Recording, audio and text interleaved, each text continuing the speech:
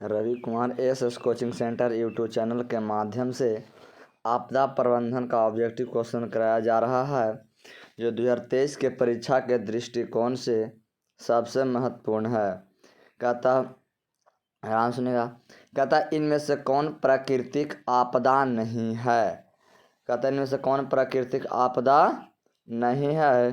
तो ध्यान दीजिएगा, जो घटना अपने से घटती यानी स्वतः घटती है उसे प्राकृतिक आपदा कहते हैं। और जो घटना किसी मानव के द्वारा घटाया जाता है यानी कोई मानव के द्वारा घटता है उसे मानव जनित आपदा कहते हैं। तो इनमें से पहला क्वेश्चन, इनमें से कौन प्राकृतिक आपदा नहीं है।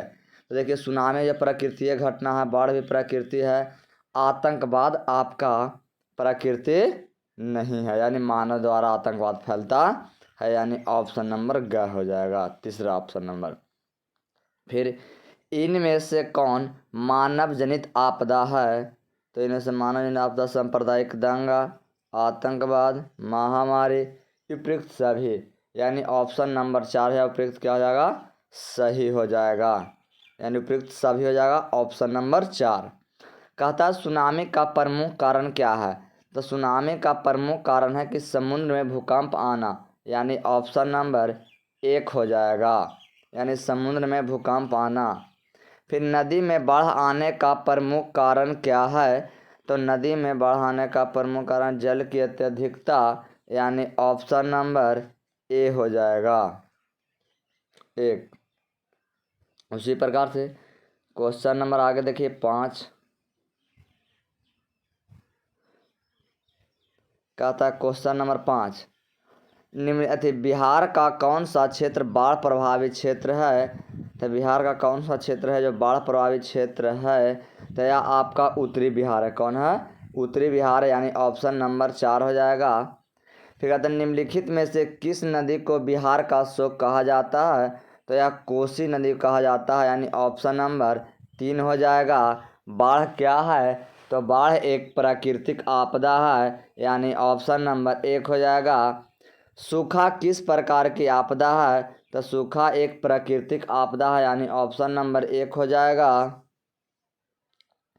सूखे की स्थिति किस प्रकार आती है। तो सूखे की स्थिति अचानक नहीं आती है, पूर्व सूचना के अनुसार धीरे धीरे आता है, यानी हाँ ऑप्शन नंबर 3 है, धीरे धीरे आता है सुखाड़। सूखे की जिम्मेदार कौन होता है। वर्षा, कमी, भूकंप, बाढ़, ज्वालामुखी। तो यह वर्षा की कमी के कारण आपका है जो सुखाड़ होता है, यानी ऑप्शन नंबर का एक हो जाएगा। उसी प्रकार से सूखे से बचाव का एक तरीका बताएं। तो सूखे से बचाव का एक तरीका नदियों के आपस में जोड़कर जल संग्रह करके बाढ़ की स्थिति उत्पन्न करके कि इनमें से कोई नहीं, यानी जब बाढ़ जल को हम संग्रह करेंगे तो आपका सूखा की स्थिति से आप बच सकते हैं, इसलिए ऑप्शन नंबर 2 हो जाएगा। क्वेश्चन नंबर 12 है, महासागर के तली पर होने वाले कंपन को किस नाम से जाना जाता है। तो यह सुनामी के नाम से जाना जाता है, यानी ऑप्शन नंबर 3 हो जाएगा। फिर अगला क्वेश्चन 13, 26 दिसंबर 2004 ईस्वी को बिहार के किस हिस्से में भयंकर सुनामी आया था। तो यह आया था आपका बंगाल की खाड़ी में आया था, बंगाल की खाड़ी, यानी ऑप्शन नंबर 4 हो जाएगा।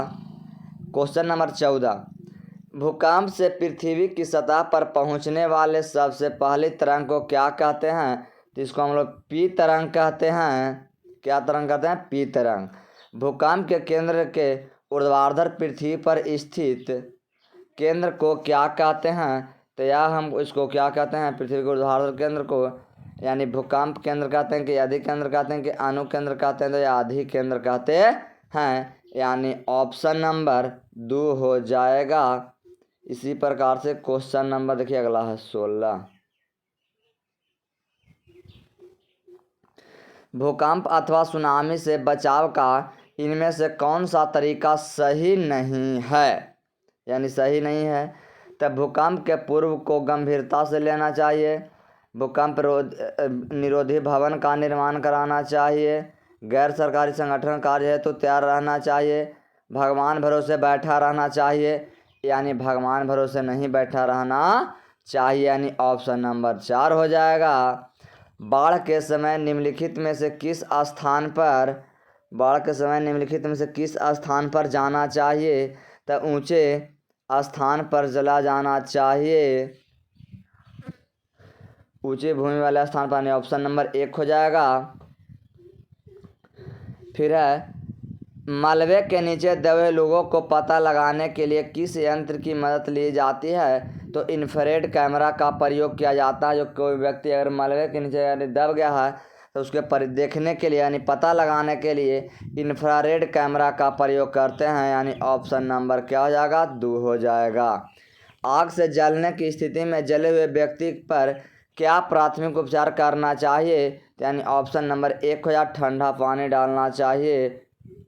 चलिए क्वेश्चन नंबर 20, बस्ती या मकान में आग लग जाने पर सबसे पहले क्या करना चाहिए? तो सबसे पहले आपको अग्निशामक यंत्र को फ़ोन करना चाहिए, यानी बुलाना चाहिए। सुनामी किस स्थान पर आता है? तो यह समुद्र में आता है, यानी ऑप्शन नंबर 2 हो जाएगा। समान संचार व्यवस्था को बाधित होने का मुख्य कारण क्या है?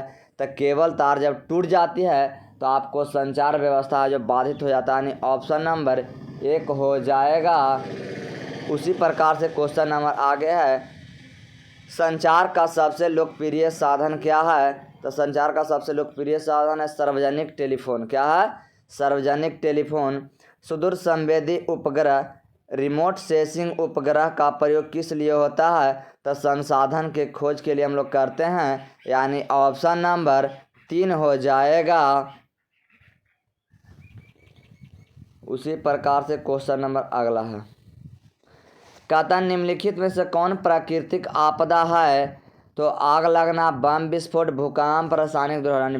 भूकंप है जो प्राकृतिक आपदा है, यानी ऑप्शन नंबर 3 हो जाएगा। 26, भूकंप प्रभावित क्षेत्रों में भवन की आकृति कैसा होना चाहिए? तो आयताकार होना चाहिए, यानी ऑप्शन नंबर 4 हो जाएगा। भूस्खलन वाले क्षेत्र में ढलान पर मकान का निर्माण क्या है? उचित है, अनुचित है, लाभकारी है, उपयोगी है, यानी अनुचित है, यानी ढलान पर भवन का निर्माण नहीं करना चाहिए। समुद्र प्रभावित क्षेत्रों में मकानों का निर्माण कहाँ कराना चाहिए? तो समुद्र तट से दूर कराना चाहिए, समुद्र तट से दूर और ऊंचाई पर कराना चाहिए। ऑप्शन नंबर आपका 3 हो जाएगा।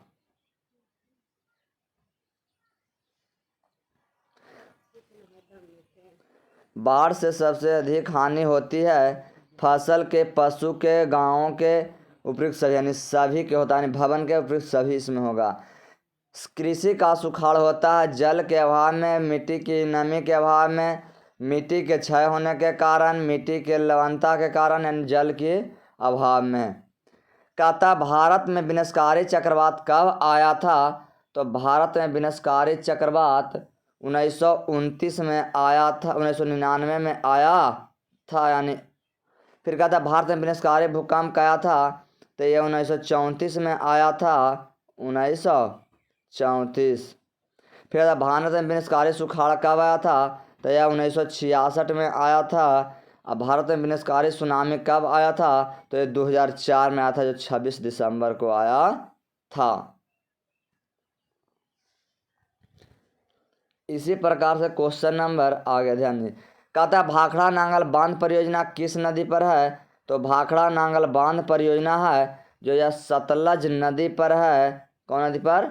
सतलज नदी। इस पर कौन सा जलाशय है? तो यह सरदार सरोवर जलाशय है, सरदार सरोवर। नर्मदा परियोजना किस नदी पर है? तो नर्मदा नदी पर है। कौन परियोजना है, कौन जलाशय? तो नर्मदा ही जलाशय है, हाँ, नर्मदा जलाशय। फिर कहता नागा अर्जुन सागर प्रयोग कहाँ? नर्मदा नदी पर है, नागा अर्जुन सागर कहाँ है? तो यह नागा अर्जुन पर ही है। कावेरी परियोजना कहाँ है? तो कृष्णा नदी पर है। रिहंद बांध किस नदी पर है? तो रिहंद नदी पर है। इस पर क्या? पंत सागर जलाशय है। फिर कहता है पृथ्वी पर सबसे पहले कौन तरंगा था? पी तरंगा था, ऑप्शन नंबर 1 हो जाएगा।